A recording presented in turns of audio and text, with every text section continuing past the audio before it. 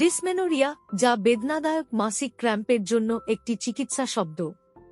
Dysmenorrhoea হল একটি সাধারণ অবস্থা যা ঋতুস্রাব হয় এমন অনেক লোককে প্রভাবিত করে, বিশেষ করে তাদের বয়ঃসন্ধিকালে এবং প্রাপ্তবয়স্ক হওয়ার প্রথম দিকে। ডিসমেনোরিয়ার বিভিন্ন কারণ এবং উপসর্গ থাকতে পারে এবং এটি দুটি প্রকারে শ্রেণীবদ্ধ করা যেতে পারে: প্রাথমিক এবং মাধ্যমিক। প্রাথমিক ডিসমেনোরিয়া ঋতুস্রাবের সময় জরায়ুর স্বাভাবিক সংকোচনের কারণে হয় এবং এটি সাধারণত বয়সের সাথে বা জন্ম দেওয়ার পরে উন্নতি করে। সেকেন্ডারি ডিসমেনোরিয়া প্রজনন অঙ্গের অন্তর্নিহিত সমস্যার কারণে হয়, যেমন এন্ডোমেট্রিওসিস, ফাইব্রয়েডস বা সংক্রমণ, এবং এটি সাধারণত সময়ের সাথে আরও খারাপ হয়।